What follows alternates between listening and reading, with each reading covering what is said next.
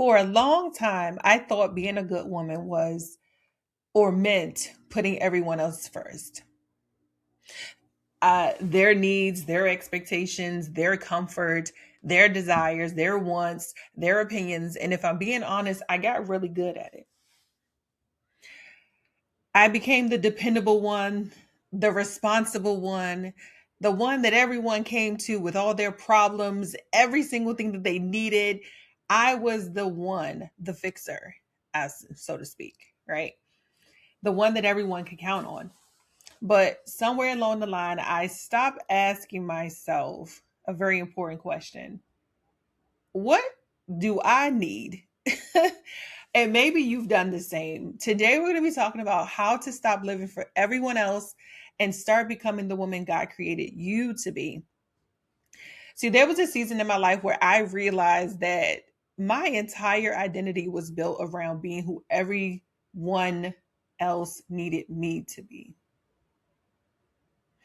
Growing up, I learned to keep the peace, to be silent, to avoid conflict. I learned to make myself smaller when my personality, my dreams, my opinions made other people feel uncomfortable. At school, I was bullied for being different. At home and around family, there were comments that made me question myself all the time. Y'all, I learned to adapt. I learned to fit in. And because of that, I learned to become quote unquote acceptable because I would shrink myself so much because I felt like I am doing too much, or that's at least how people made me feel. And those patterns followed me into my adulthood and even into my parenting. I became a people pleaser. I overfunctioned. I overgave. And I felt like that was my value if I did that. If I performed in that way, that they would value me. I over explained everything, and somewhere in the middle of trying to be everything for everyone else, I lost myself. I had no clue who I was and what I needed and what would make me happy. And the hardest part wasn't that I didn't know who everyone want who the hardest part wasn't that I didn't know who everyone else wanted me to be. The hardest part was that I no longer knew who I was anymore. Hey sis, hey girl, hey, welcome back to Becoming Her. I am Stacy Crawley and I help faith-driven women reclaim their identity, rediscover their identity, reclaim their purpose, their worth, their confidence, and become the woman that God created them to be boldly. Okay? So, we're going to get into some things today and I'm so excited. So, let's just jump right into it. So, number one, you can't become her while living for everyone else. One of the biggest reasons women lose themselves in is because they're constantly focused outward. What does everyone else need? What does everyone else expect of me or expect me to do or say? What will everyone think about my decisions and how I'm living my life? When your life is built around other people's expectations, there's very little room for you to discover what you like, what you want, what you think about yourself, and what makes you happy. You cannot hear your own voice when everyone else's voice is louder. Number two, living for everyone else comes at a cost. Many women think people pleasing is kindness, but it's often self abandonment. Every time you ignore your needs, you dismiss your own feelings, you stay silent when something matters to you, is really important to you, you send a message to yourself each and every time that everyone matters more than me. Eventually, that becomes your identity. See, it's something about it, it's something about having that peace of mind to know that you know who you are. And I always say when you're doing something or something's going on in your life and it's costing you your peace, it's costing you way too much. And costing your identity is costing you peace. And it's too expensive. Okay. Number three, God never asks you to disappear.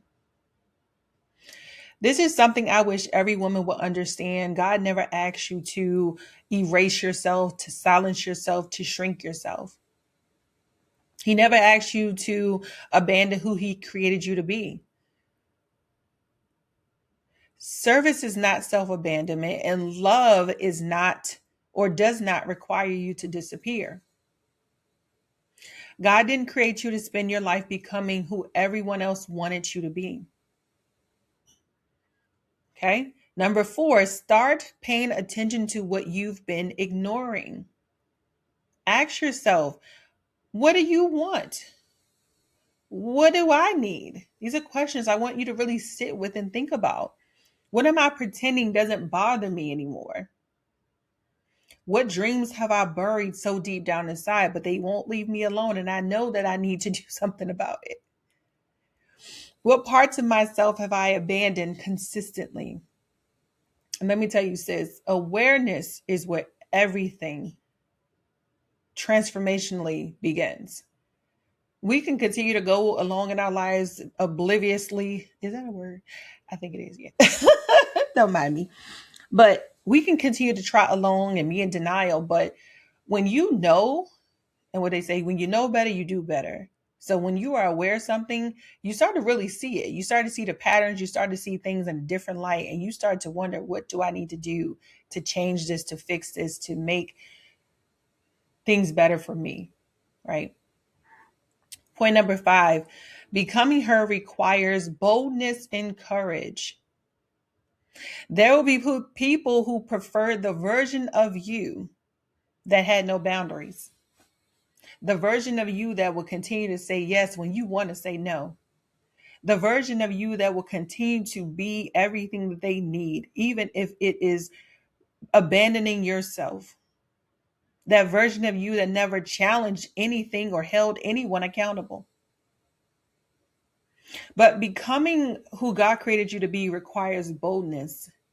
It requires courage, because not everyone will understand your growth, nor will they appreciate it, nor will they be okay with it. And that's okay. There will be some people that may fall out of your life or walk away because they cannot fathom that you are different, that you set boundaries, that you are very open about what you're willing and not willing to tolerate, and will say yes and no to. Again, that is okay. You were called to be faithful to God and the person that God created you to be. Okay. That's all that matters. If you spend years living for everyone else like I have, I want you to hear this, and I want you to hear it very clearly. It is not selfish to come back to yourself. It is not selfish to have needs, wants, desires, dreams. It is not selfish to set boundaries with people in your life, your spouse, your kids, your family, your friends, work relationships, all the things. It does not mean that you're selfish. It's not selfish to ask who you are beneath the expectations, the fear, the doubt, the guilt, any shame you may carry. Maybe this season isn't about becoming someone new at all. Maybe it's about returning to the woman God created you to be before the people pleasing, the validation seeking, looking for approval from others, guilt, and survival mode, and what those things taught you. Okay?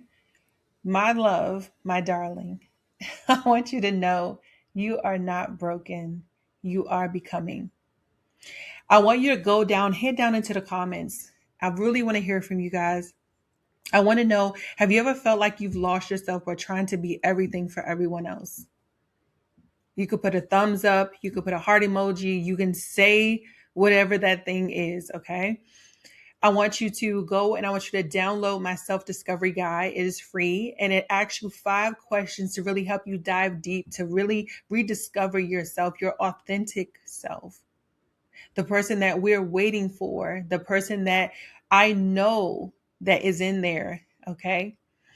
I also want you to, if you need help on this journey, If you know that you need deeper support, if you know that you need someone to walk this journey with you, who has gone through the fire, who has gone on the other side, I want you to book a free call with me, your breakthrough call. I do offer private coaching. What we do on this call is we'll talk about where you are, where you want to be, and how I can help you to get unstuck and truly become the woman that God created you to be.